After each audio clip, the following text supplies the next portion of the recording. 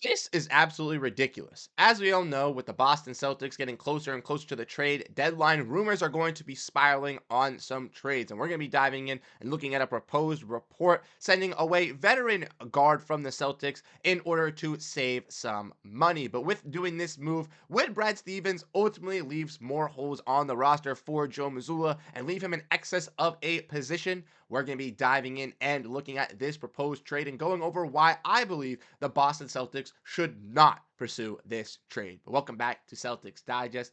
I am Bruce Velez, and you guys have been absolutely fantastic showing your love and support on the channel over the last couple of weeks. But as you guys know, we're still chasing that goal of 6,000 subscribers. So if you are part of the 72% of the people that watch these daily videos on the trade rumors, on the breakdowns of the players, of the post games, of the weekly walk alongs, and you want to make sure you stay up to date on everything revolving around this Celtics team, what are you doing? Hit the subscribe button and join the Celtics Digest family as we try to build the community over here on YouTube. But without further ado, let's dive in and let's get into the video. Make sure to grab a snack. And like I said in the introduction, this is absolutely ridiculous as we're going to be diving in and looking at this Boston Celtics trade proposal that I believe would ultimately hinder the Celtics more than help them. If we want to dive in and look at this proposal, we can see that this idea was constructed of Matt Levine, courtesy of Celtics on Sports Illustrated, and this three-team deal includes the Celtics, Raptors, and Grizzlies. The Celtics would receive Jakob Poeltl and Luke Kennard. The Grizzlies would receive Jrue Holiday and a 22nd second-round pick, and the Toronto Raptors would receive Marcus Smart and a first round pick. And for the Celtics, the reason why they would be doing this move is to save some salary. As for Holiday, he's obviously 34 years old, and trading him now could get Boston, obviously, the possible pieces back in a potential trade. While the loss of Holiday would sting the Celtics, they would be getting back some solid players in Poeltl and Luke Kennard. The veteran big in Poeltl is on the books for only $19.5 million this season and has 2 more years on this contract. Each year is scheduled to make the same amount, giving the Celtics some financial flexibility.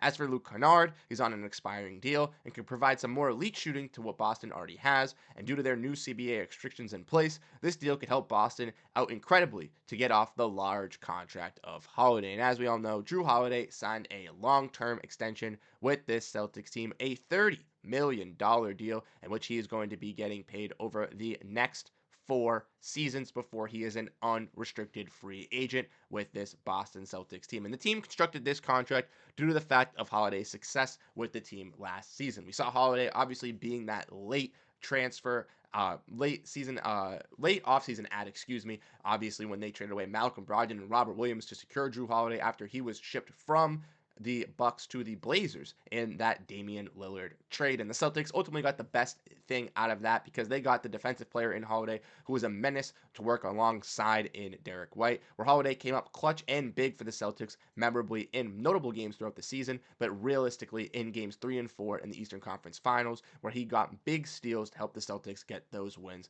to push them to the NBA Finals. But not only just that was Holiday successful for the Celtics team on defense, but offensively, he was one of the premier three-point shooters last season, where he shot the best in the corner, shooting 60% from that mark, which was absolutely a groundbreaking stat for the Celtics and ultimately pushing on why they were so successful. But with this team seeing some struggles with that three-point shooting and not seeing Holiday obviously reach to those potentials, a lot of fans could see that this trade could be the move to kind of rework that. Get out of Holiday's long-term money as he is obviously aging, frees up the Celtics a little bit, and they still get some pieces that they could use. Poeltl obviously being a solid rebounding big who has dominated versus the Celtics in basically every game he has played against them as an Atlantic Division rival, and obviously adding Luke Kennard as some extra shooting to go alongside the bench unit of Peyton Pritchard and Sam Hauser, as obviously they've been struggling over the last couple weeks. And even though I do think that on paper that this trade would help out the Boston Celtics, I ultimately believe that it leaves more holes for this team than it ultimately does solve, and that is why I do not believe they should not pursue it. But I want to know your thoughts down below in the comment section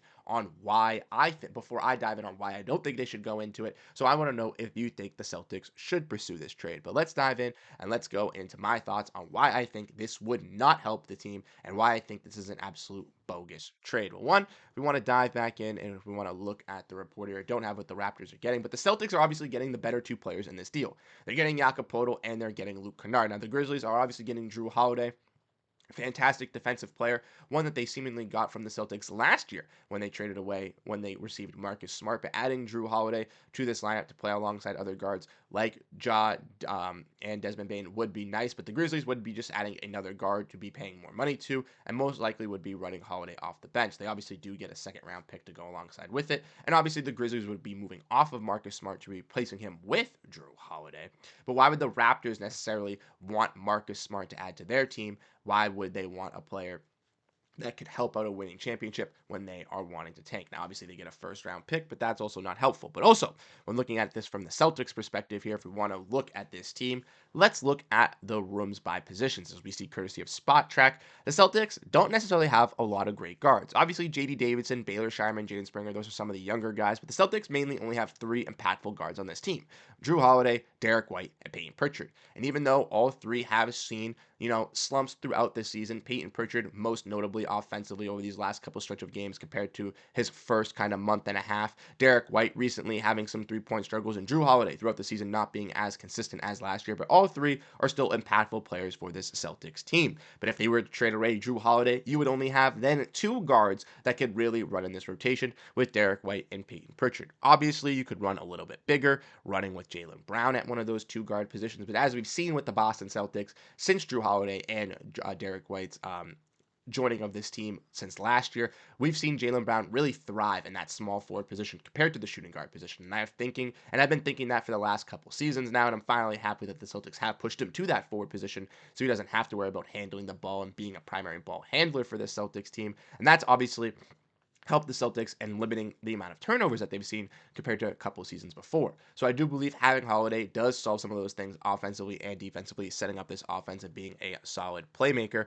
But not only just that, if we want to look at the Boston Celtics, kind of dive in on their front court, we obviously see that they have Horford, Tillman, Queta, and Kornet, not only to mention Kristaps Porziņģis. So if you're adding Jakob Poeltl into this front court group, you are then sitting with a front court of, yes, Al Horford, Kristaps Porziņģis, Luke Kornet, Xavier Tillman, Neemias Queta, and Jakob Poeltl. A lineup of 6 guys who could ultimately play some meaningful minutes for the Celtics and would result, obviously, losing Tillman minutes, losing Queta minutes, and obviously shrinking Kornet's minutes. Now, obviously, it would help out with the staggered ability with Kristaps Porziņģis and with Al Horford, as we've seen throughout the season. Al Horford getting a little bit older, not be able to play in those back-to-backs. Kristaps Porziņģis obviously dealing with some injuries throughout the year. He's not playing on back-to-back, so having another big in Poeltl would be another piece to kind of help out in that rim protection defensive area, also helping out getting some more rebounds. But honestly, giving $20 million to a player in Jakob Poeltl, who is guaranteed to be either coming off the bench